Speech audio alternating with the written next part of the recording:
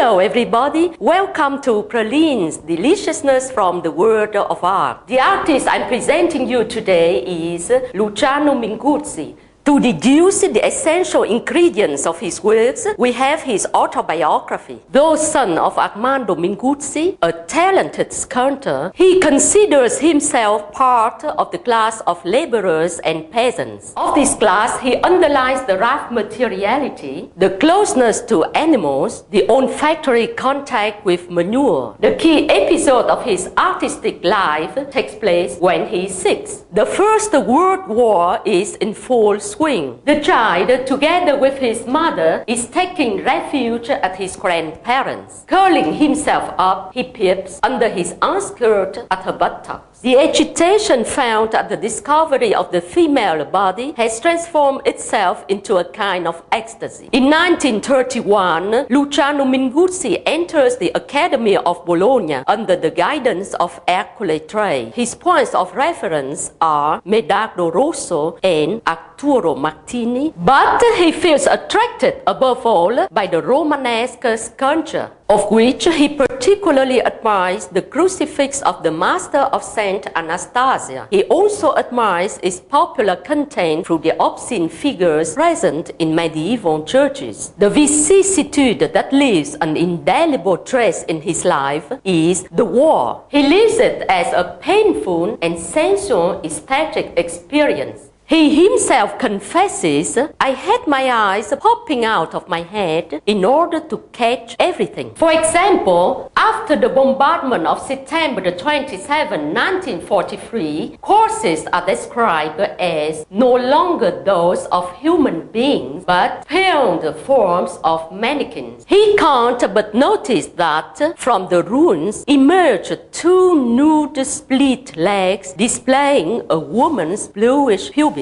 On December 1944, he insists on going to see the partisans of Casalecchio, hanged by barbed wire 2 days before. He is struck by chapped mouths, shrunk by long teeth biting, grimacing tongues. In Minguzzi's word, the obscenity, in other words, the displaying of all that is usually concealed, becomes aesthetic and spiritual experience. The vision and the knowledge of sex, of excrements, of blood, of death, put him into contact with the primitive force that moves nature. The carnality of his sculptures is evidently seen right at the beginning, so much so that his evil, presented at the Venice Biennial in 1942, provokes a certain embarrassment. Afterwards, there are some subjects that give testimony to the love for the exhibition of forms, such as the jugglers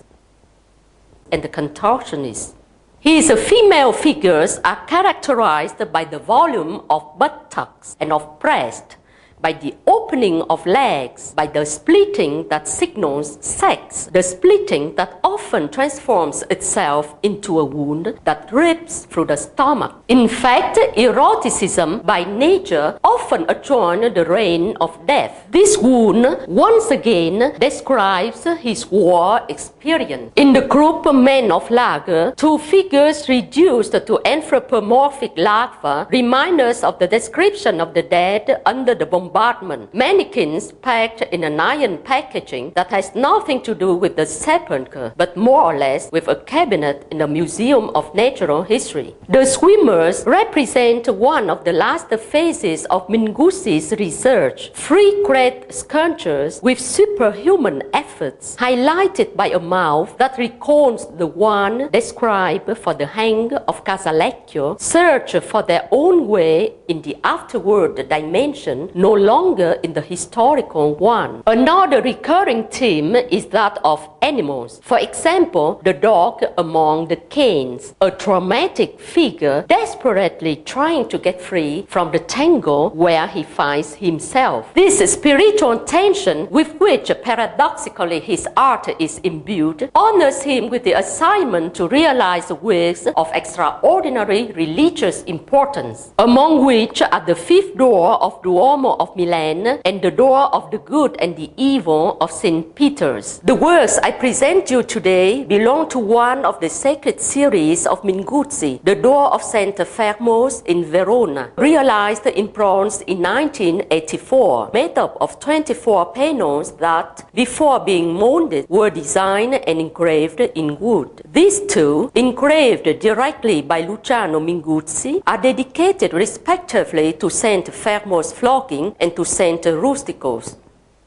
They are particularly precious since they conserve the original aspects of the sculptor's creativity. These works put us in front of one of the peaks of the 20th century sculpture, a result obtained through decades of meditation on the vital force in every human being, a force that manifests itself to the utmost through experiences of eroticism and of suffering. I stop here. Thank you for listening. Don't miss the next episode of Pralines, Deliciousness from the World of Art.